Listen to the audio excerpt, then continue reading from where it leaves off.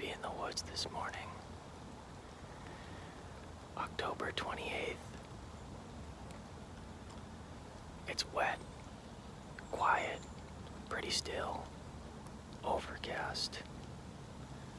It's gonna be about as good as it can get for rattling and calling today. These deer are gonna be able to hear me and hopefully respond. So I'm gonna wait maybe 15 minutes more and do a first rattling sequence.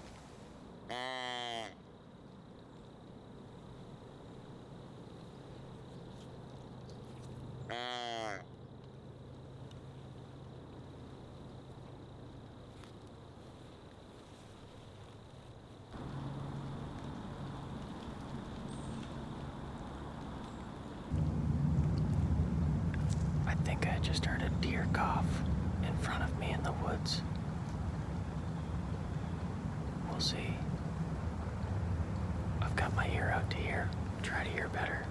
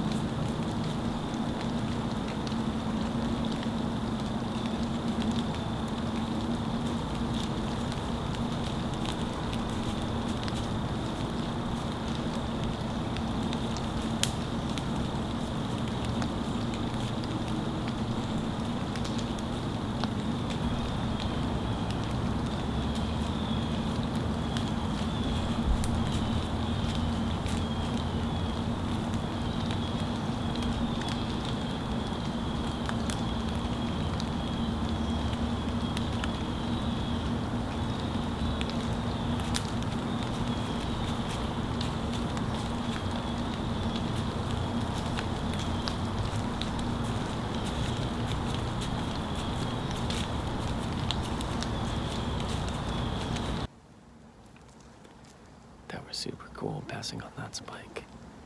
He had no idea I was here. And yet he was only 8 yards away. I'm not even that high up in the tree. I'm probably only like 18 feet up. Now if only one of the target bucks over here, a nice 10-point or high tower comes along and does the exact same thing, that would be perfect. Shaping up to be a good morning.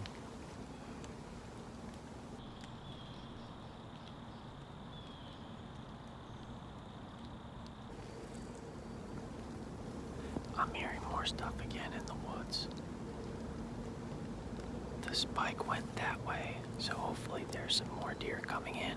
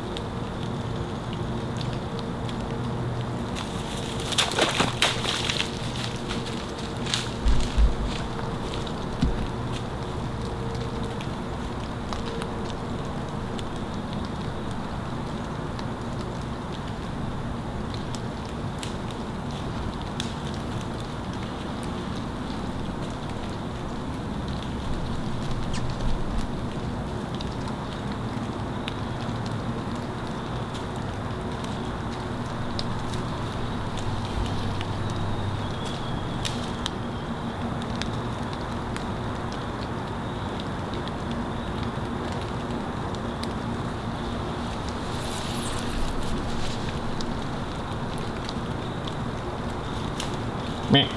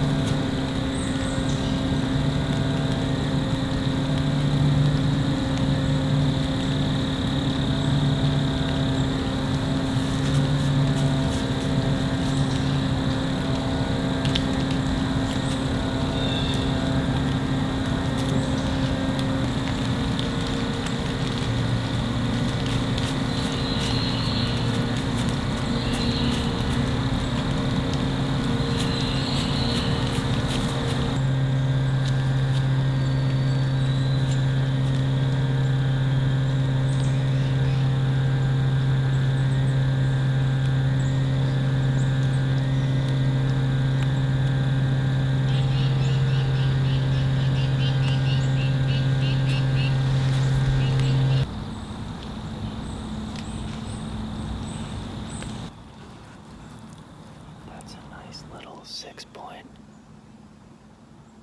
He followed my trail, walking in, because I put Evercalm on my boots. Pretty cool.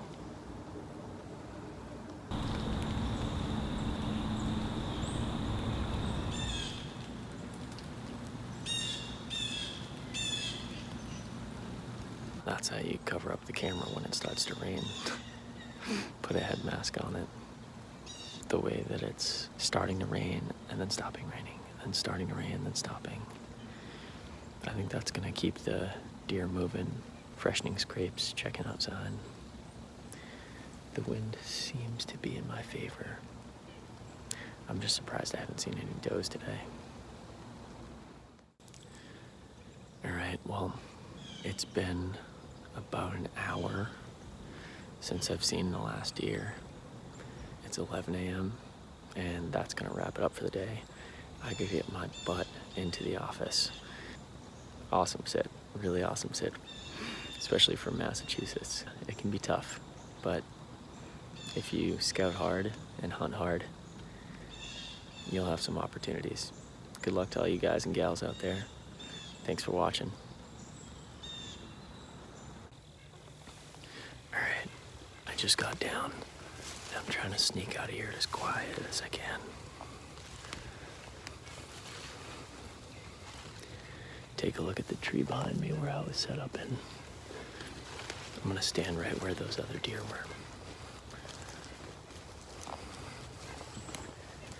So take a look here. I was kind of in the open hanging on this tree right here. I think I would have been better in the tree to the left of it. But not that much better. If I'm expecting him to come from there again, I think that tree next to it might be better. All right, so I just packed up and I'm starting to drive away. And I've got a couple things that I was thinking about that maybe I'd do differently next time, or things that I've learned from the experience. I was really tired this morning. I slept about 4 hours, and I knew I had to get out there. Yesterday, I didn't make it out because I was tired and I let myself have excuses. And today, the first thing that I want to take away from this is that, one, get yourself out there, especially during these prime time days. Today's actually, so it's October 29th, right about the best time of the year as far as I'm concerned. I like the last week of October as my favorite time of year in the Northeast to be hunting whitetail deer. The second takeaway that I have is related to cover and movement.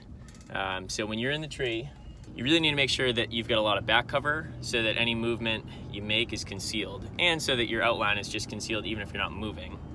That was the big part for me, where those deer saw me. I stayed still enough that the younger deer didn't get bothered too much by it, and they kept sniffing around and going about their business. And it's interesting that you can actually see how the age of the deer significantly affects how seeing me in the tree affects them. So the 1.5-year-old spike buck, it looked up, I stayed still, and then it looked away and figured I was nothing and just kept going about its business and kept walking straight on. The 6-pointer, which I believe is a 2.5-year-old deer, so a little bit older, a little bit more mature, that deer looked up, saw me, and stared a bit longer. It knew something was up. And more importantly, afterwards, it kept sniffing around a lot more closely than the spike did. So it wanted to really figure out what was going on, what was weird, what smelled different, what I was doing in the tree. And so that 6-pointer, instead of just going the same direction the spike went, which all the deer were headed, that 6-pointer sniffed around, found my trail that I walked in on. I put Evercom on my boots, and it followed that trail all the way out to where my truck was parked. And then after it was done doing that, it circled behind me, 40 yards behind me, and stuck around there, sitting there waiting, trying to get any little bit of smell from me, because that was the downwind side, and he was trying to wind me. Fortunately, he didn't, but that shows how getting a little older, these deer are smarter and they start to think more. And obviously the older buck, which was, I would say, at least 4, if not 5, 6 or more years old, that buck looked up, saw me, and knew something was wrong immediately. Even though I knew to stay still, completely frozen, maybe I was blinking, little things like that. Maybe it could sense my presence. I know that there's obviously stuff out there that tries to prevent your magnetic field and that sort of thing with the hex clothing. But either way, just seeing my outline there scared off that bigger deer. And so as a learning experience from this, one of the other takeaways that I have is to either find trees that have much more back cover, or if I could do it differently, all else equal, if I could know this exact experience was going to occur, I probably would have to pick that tree or one right next to it because of the wind direction and the ability to make that shot. But I probably would have tried it with the tree saddle. So there are a number of saddles on the market. Obviously, one of the bigger brand names, Tethered, came out with one this past year. It's getting a lot of attention. But if you were able to hide behind the tree and use the tree to break up your silhouette, even though it was a thin tree, it was a very small tree, I think that I could have gotten away with a lot more, and maybe the buck would have put his head back down and continued to work that scrape and move on to the next scrape where I would have shot him. So those are a couple of takeaways. And then the final takeaway that I have, there's 2 things here: that confidence comes into play, and also knowing how your broadhead is going to perform in various environments. And so I like to shoot both fixed blade and expandable blade for different situations. I thought today was going to call for a situation where an expandable would have been really great. It was very close quarters, where right in front of me at those 2 scrapes, There was no branches or anything in the way. Turns out I wasn't able to get the shot at that big buck right there, which the expandable would have done a fine job. When the buck bounded off 20 yards away, there were some wispy pine branches sticking out across pretty much most of the deer, if not like definitely the vitals. And those were about halfway between me and the deer, so the branches were at 10 yards away and the deer was at 20 yards away. With that much different distance between the branches and the deer, number one, there's a chance that it could deflect the arrow significantly during that period of time, where it has to travel another 10 yards before it gets to the deer. But also, more importantly, the type of broadhead I was using, having it be a Rage expandable, there's a really good chance if I shot that arrow, it would have gone through the brush, through the pine branches, and opened up one or both of the blades. And if a blade opens up on a Rage mid-flight, that arrow is gonna soar in any which direction, multiple feet away from where you were aiming. I know from experience that that's a shot that I'm not willing to take. However, if I had a fixed blade on there, like some of my other broadheads that I really do like using and have a lot of confidence in as well, I really would have had a hard time passing up on that 20-yard shot with a little bit of wispy pines in between. That buck probably would have been a dead buck if I had a fixed blade arrow on there. And so the question here is, should I still carry around both fixed blade and expendable blades in my quiver like I'm doing right now? I have enough fixed blades to just fill up the whole quiver with one type of broadhead and have supreme confidence in that. The takeaway that I have here is that yes, I'm going to only keep one broadhead in there and not start switching it up back and forth. I need to have that complete confidence that I'm gonna get the pass through on the deer, that I'm gonna be able to shoot through any situation that I could be able to ethically kill the deer. I want that. And I want that confidence going into it for every shot, and not to have a giant deer, probably my second or third biggest deer I've ever shot, standing at 20 yards, not feel comfortable taking that shot with an expandable. It's just not something that I want to be stuck in that situation again.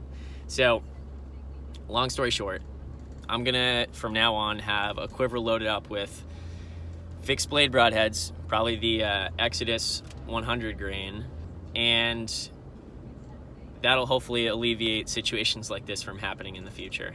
All else equal, again, it was an awesome morning, and if you guys have any thoughts or comments or any suggestions for what I could have done to be more effective here while still being able to film and get some really close, tight quarters action with these deer, I'm all ears.